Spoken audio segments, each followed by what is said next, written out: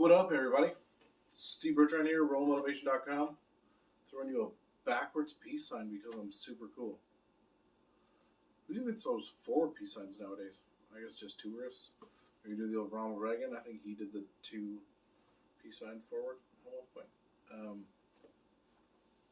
Anyway, regardless of that, funny that I started this video off with an because that pays homage to what I'm going to talk about today. I was sitting at home and thinking about all the skills that I've learned over time. And for some of you that don't know, I just started a job at a local bank, and I worked there years and years ago. And I am very well rounded as an individual now, but a lot of the skills I learned from that job I've had to use again, so it takes a while for them to come back, systems and different things, being able to multitask and talk to customers while I'm concentrating, things like that, right?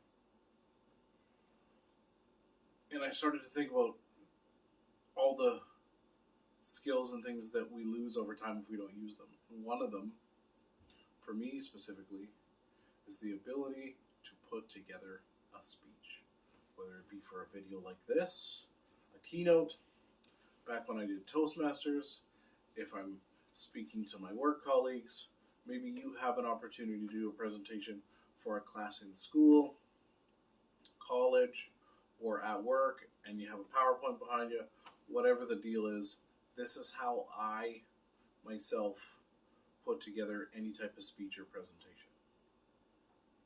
Now, a lot of people will tell you different things, and there are people out there that will write a speech out completely on notes, and they'll have somebody write a speech for them, and then you can practice it and rehearse it and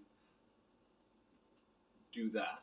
What I typically like to do is I will write a good chunk of a speech out, and I'll rehearse it over and over again.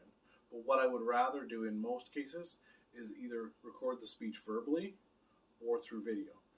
If you're doing a speech in front of people, what you want to end up doing, I think, is recording it visually, so you can look back on it and realize, oh, hey, I moved my hand too much, or I played with my hair, or I picked my nose, or whatever, right?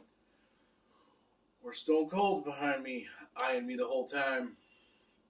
Whatever the deal is, I tend to rehearse and try things over and over again to see if they fit and they work. But the main point I always come back to is I have set points for what I want to talk about in each one of my speeches or presentations. And that way, typically each one of those headings, or subheadings if you want to call them that, there's something that I have a bit of a personal story with, so I can relate to the audience. And if I lose my spot in the speech, either by a noise, or maybe I'm looking at notes too much, or whatever, I can then go back to the set point, the subheading, and I'll typically remember what I wanted to talk about because it's my own personal story to a degree. And it gives me an opportunity to be able to go back to where I need to go in the speech. I'll find my footing again. Does that make sense? So the way I put together speeches in a lot of cases, whether it be on the fly or something that I've rehearsed a lot, I'll have 3 to 5 points that I want to talk about, and I'll have a little bit of a story related to each of those. So at any point, I'll be able to find my footing depending on what point that I'm on. Because a lot of people that use notes full time will just be looking at it. I feel like I'm Booker T right now, or maybe John Cena, which is funny because I have a bunch of John Cena stuff. But people look at their notes a little bit too much, and then they're looking up and looking down, and it's easy to lose your place. And it's a little less organic when you do it that way. Whereas there are certain speeches like TED Talks where you don't have a set of notes in front of you to go off of the entire time. So you need to have triggers in your mind to remember where you are.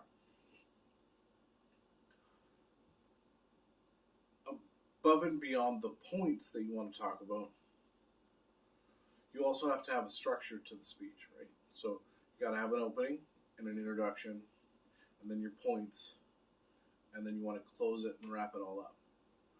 Toastmasters has something that I've used for a lot of years that I like, and it says, tell them what you're going to tell them, then tell them what you told them. So in this case, what I've gone over is the fact that I don't want to lose my skill and how I set things up and why I set it up that way. And then at the end of this, I obviously talk about what I'm doing right now, which is the wrap up. And the final point that I'll cover is what I've left till the end is why I wait till the end of my video or the end of my speech, the first time when I'm running through it, to decide what the title is going to be. Because in some cases when you're doing a keynote or a presentation, they'll want to put a title of your speech in the brochure.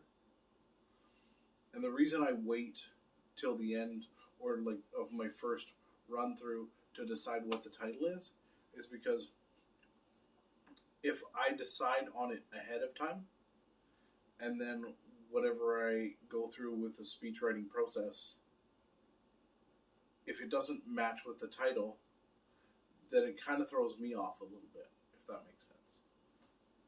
Anyway, I hope those tips help. If you need anything, steve@rollingmotivation.com. You can always email me and ask me tips. If you want me to help you write a speech, we can look at that. I want to be able to offer a few more services for people to have less fear of public speaking, because even though it's been a while since I've done this, and I feel like I've stumbled a bit, there's some things that I can work on. So over time, you're going to see more of these because I clearly need a little bit more work for myself. But if you need a hand, let me know. Thanks. Talk to you soon.